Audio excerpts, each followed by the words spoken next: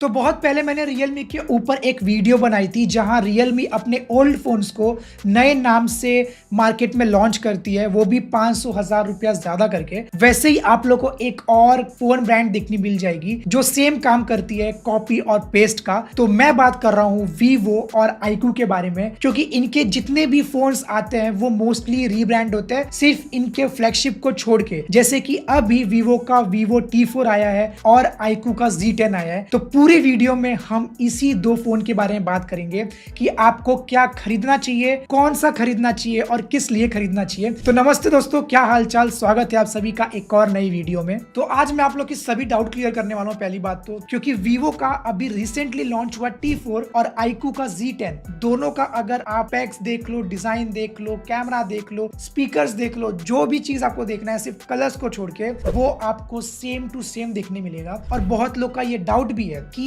हम Vivo T4 के लिए जाए या iQOO Z10 ले। तो अगर मैं प्राइसिंग से चालू करूं ये दोनों फोन की, मतलब Z10 और T4 की, तो दोनों में आप लोग को तीन वेरिएंट देखने मिलता है, 8+128, 8+256, 12+256 GB। पूरा आपको जो फॉर्म फैक्टर है, डिजाइन वगैरह सब आपको सेम टू सेम देखने मिलेगा। आपको प्लास्टिक बैग, साथ में प्लास्टिक फ्रेम, सेम आपको पोर्ट्स और बटन्स, USB Type-C 2.0 देखने मिलेगा। और जो भी Z10 के अंदर आपको चीजें देखने मिलती है, सेम आपको कॉपी पेस्ट T4 के अंदर देखने मिलेगा। तो सीधा सीधा बात कर लेते हैं ये दोनों फोन्स के प्रोसेसर के बारे में। दोनों के अंदर आपको मिलता है 7S Gen 3 4nm का TSMC बेस्ड प्रोसेसर। इसमें थोड़ा सा आपको एक डिफरेंस देखने मिल सकता है, iQOO के अंदर आपको एक मॉन्स्टर मोड मिलता है जिससे आप परफॉर्मेंस थोड़ा और ज्यादा बूस्ट कर सकते हो, जो Vivo के अंदर हमको देखने नहीं मिलता है। अगर आपको पता है कि Vivo के अंदर मिलता है, क्योंकि मैंने Vivo में बाकी जो बजट फोन आते हैं उनके अंदर देखा है, उनके अंदर मॉन्स्टर मोड वगैरह आपको देखने नहीं मिलता है। तो अगर मैं Antutu की बात करूं, Vivo T4 के अंदर 8 लाख के आसपास के स्कोर आपको देखने मिल जाते हैं, जहां अगर आप कंपेयर करोगे Z10 से, वहां आपको 8,10,000 के आसपास देखने मिल जाता है। 10 या 15,000 का आपको टोटल डिफरेंस है, ज्यादा कुछ डिफरेंस आपको देखने नहीं मिलता है। बिकॉज iQOO जो है वो ज्यादा करके अपने परफॉर्मेंस ओरिएंटेड और गेमिंग ओरिएंटेड के लिए बनी होती है, जहां की Vivo को अगर आप देखोगे तो ज्यादा करके कैमरा पे फोकस्ड होता है उनका, और थोड़ा बैटरी वगैरह भी आपको देखने मिल जाता है। तो वो हिसाब से मैं बोलूंगा कि अगर आपको परफॉर्मेंस सेंट्रिक फोन लेना होगा तो Z10 के लिए आप जा सकते हो। Vivo को थोड़ा सा अवॉइड कर सकते हो, मतलब दोनों के अंदर प्रोसेसर सेम है। बट अगर आपको परफॉर्मेंस सेंट्रिक, गेमिंग सेंट्रिक के लिए जाना रहेगा तो आप लोग iQOO के लिए जाओ, क्योंकि वो ज्यादा स्टेबल होता है, क्योंकि उनका जो मेन फोकस ही होता है वो है गेमिंग और परफॉर्मेंस। तो उस हिसाब से iQOO आपको वेल बैलेंस्ड और स्टेबल फोन मिलेगा as compare to Vivo T4। अगर मैं डेली यूसेज की बात करूं तो फिलहाल जो मेरे पास Z10 है उसके अंदर मुझे कोई प्रॉब्लम देखने नहीं मिला, और अगर मैं इसको T4 के साथ भी कंपेयर करता हूं तो उसमें भी कोई आपको डिफरेंस देखने नहीं मिलेगा, लैग स्टटर, क्योंकि दोनों का UI भी सेम है, दोनों का OS भी सेम है, दोनों Android 15 पे रन करते हैं, और दोनों का जो ऑप्टिमाइजेशन है UI को लेके वो ऑफ कोर्स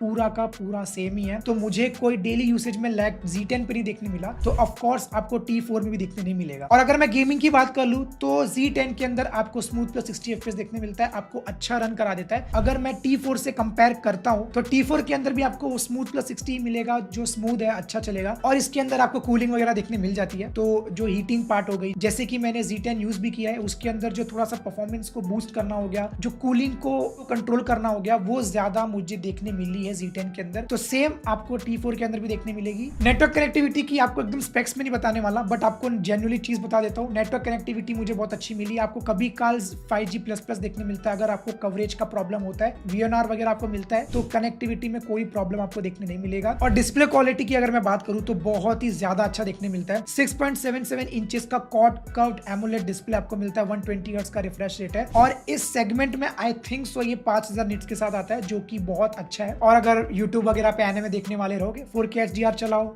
नेटफ्लिक्स वगैरह वाले भी रहोगे, तो आप HDR10 HEVC भी सपोर्ट कर सकते हो। तो ये सब पूरा स्पेसिफिकेशन के बारे में बात हो गई। और अगर मैं इसके कैमरा क्वालिटी की बात करूं तो कैमरा के अंदर आपको सिर्फ दो सेंसर्स देखने मिलते हैं, 50 MP का मेन प्लस OIS सोनी का MX882 सेंसर, साथ में आपको 2 मेगापिक्सल का डेप्थ मिलता है, कोई मैक्रो कोई अल्ट्रा वाइड नहीं है। जिस प्राइस रेंज पे ये आता है वो हिसाब से डेप्थ नहीं देना चाहिए था, I think so ultra wide एक रख देना चाहिए था, तो वो और एक ज्यादा प्लस पॉइंट होता। इस सेगमेंट में क्या आपको फ्लैगशिप से भी बड़ी बैटरी मिल जाती है, 7300 mAh की बैटरी। पतले फॉर्म फैक्टर में इतना पतला बैटरी लगा दिया, सिर्फ नंबर्स के हिसाब से बोला गया है, बट एक्चुअल में ऐसा नहीं है। मैंने फोन यूज किया है, बहुत ज्यादा लंबी बैटरी चलती है। अगर मैं आइडल बैटरी पे छोड़ दूं या मैं फोन रख दे रहा हूं तो उसके अंदर भी बहुत कम ये बैटरी उतारता है, तो वो हिसाब से 1.5-2 के आसपास प्लस आपको बैटरी बैकअप देखने मिल जाएगा। तो ये सब तो स्पेक्स की बात हो गई। आपको कैमरा अच्छा देखने मिल जाएगा, 50 MP का जो कैमरा है वो भी आपको ठीक ठाक देखने मिलेगा। जो वीवो का आउटपुट है वो मुझे एज कम्पेयर टू iQOO बहुत ज्यादा अच्छा लगा, क्योंकि जो शार्पनेस है वो वीवो के अंदर ज्यादा अच्छा कैलिब्रेट हुआ है, जो मैं iQOO के अंदर नहीं बोल सकता। तो वो एक आप बोल सकते हो एक पॉइंट है जो वीवो लेकर जाती है कैमरा में। परफॉर्मेंस में भी वीवो आपको